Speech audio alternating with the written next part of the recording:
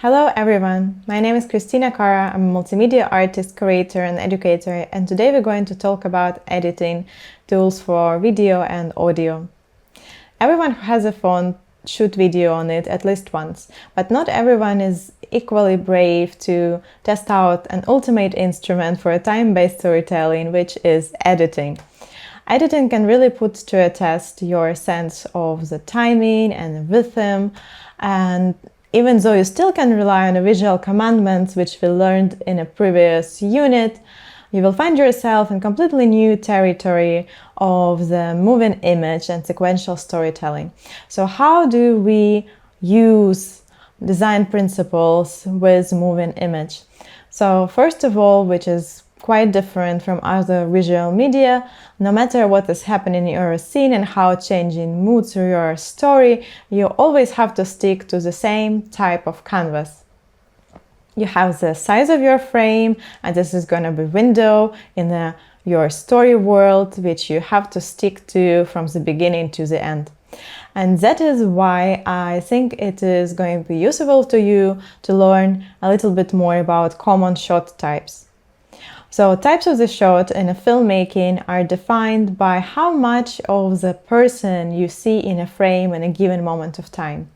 So let's say if you can see only my eyes, its kind of shot is going to be called extreme close-up. And if you see only my head, that is a close-up. A little bit more and then moving towards to the mid shot, and when you can see a full body, it's called wide or a long shot.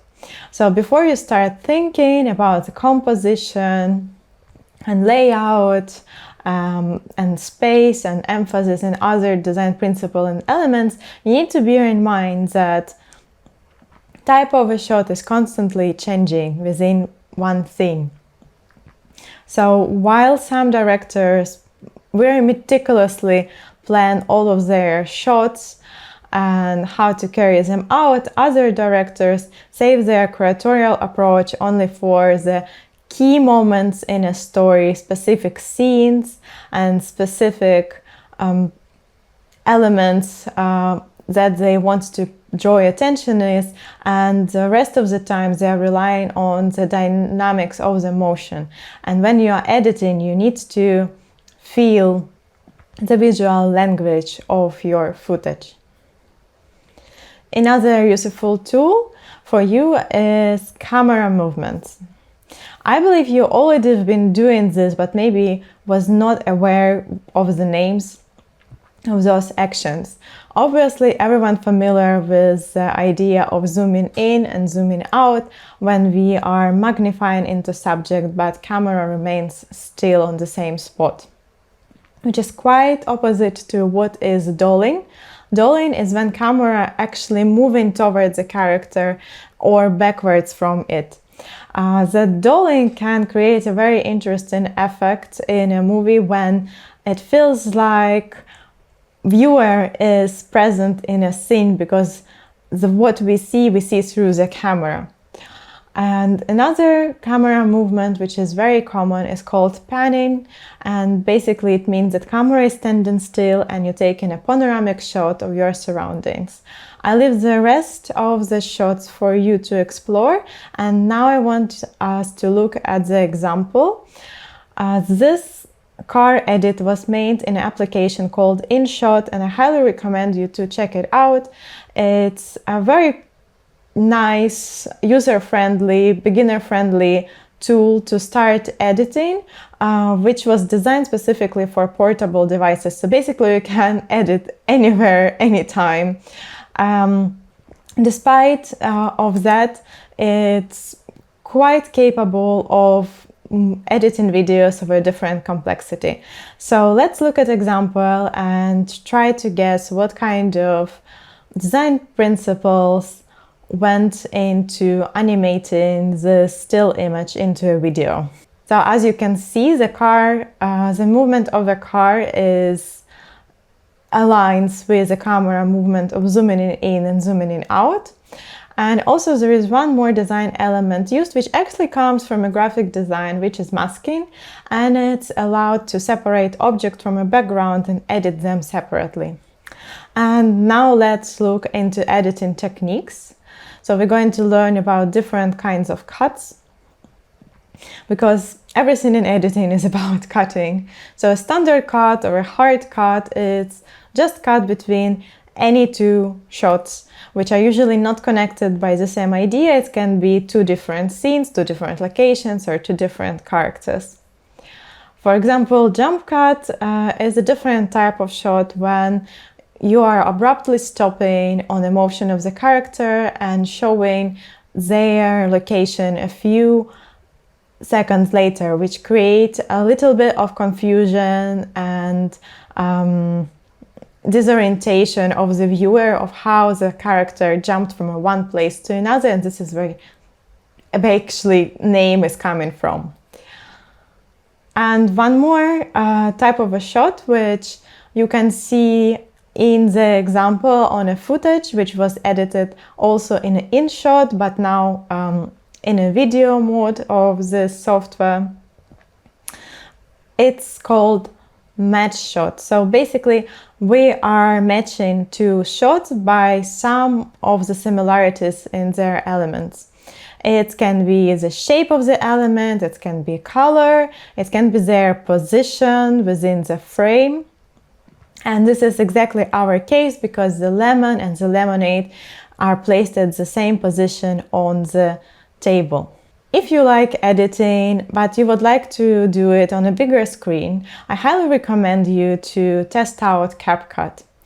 CapCut is also a very user-friendly software, which allows you to quick start with editing. It's very intuitive.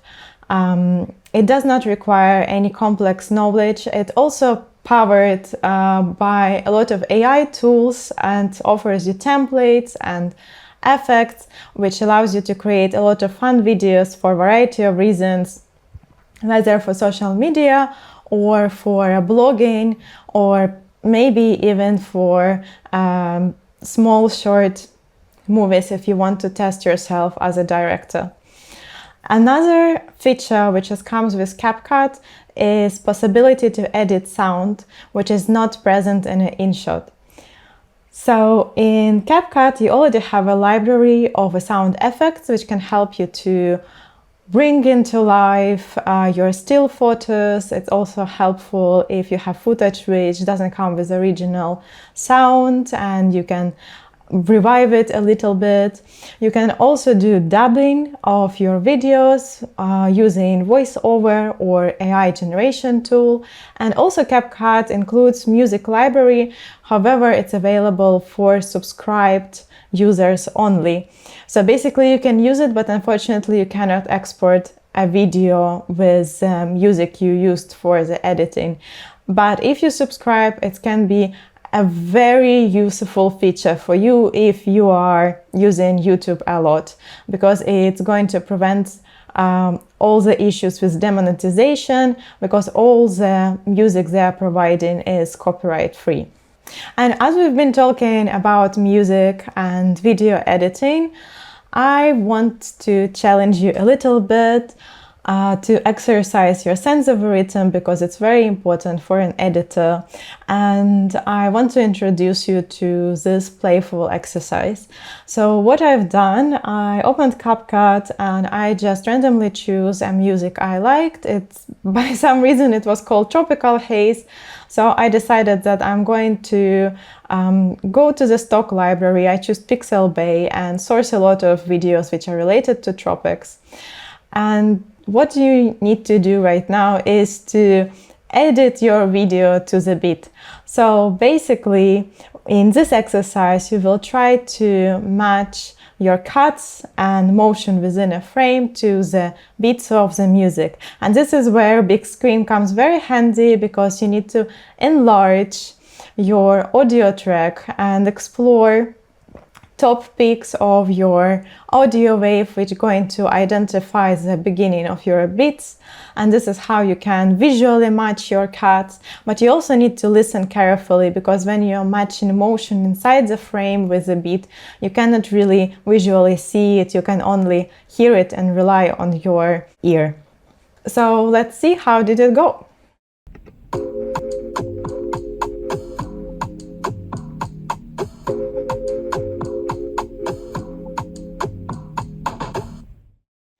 If you enjoy working with the sound, I suggest you to try out another software which is free, open source software, Audacity, which allows you a lot of control over the sound. You can explore layering, working with the sound effects, cleaning your sound, the noise, cutting it, and editing.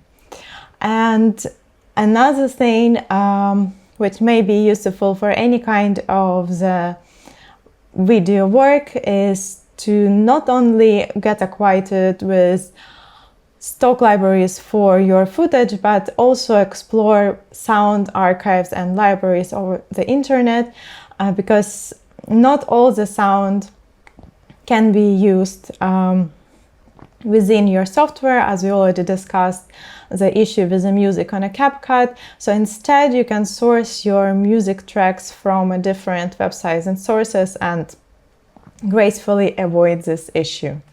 If you're getting serious about editing, I suggest you to move into the more advanced software, and I cannot recommend you enough DaVinci. It's my favorite editing software. It is a very powerful tool which allows you to carry all post-production in one place, from editing to visual effects and color grading. As an analog, I also suggest you to try Creative Suite, Premiere Pro, and Adobe After Effects, which can also deal with video of any level of complexity and your imagination. So basically this is it from me today. I hope this information was useful to you, and as usually I want to challenge you with the homework. So if you are really just starting into editing, I suggest you to download InShot and try to animate a still photograph using design principles you are already familiar with. But if you feel brave enough, I challenge you to edit to the beat, to find music and make a short clip, not too long, just a little bit of music. Do not take entire song. Maybe just about 20 seconds is enough, and try to create a little bit of story, a little bit of sort of visual mood board, matching your cuts to the beats. And yeah, I'm excited to see all of the work you're going to come up with. So thank you very much, and I see you soon.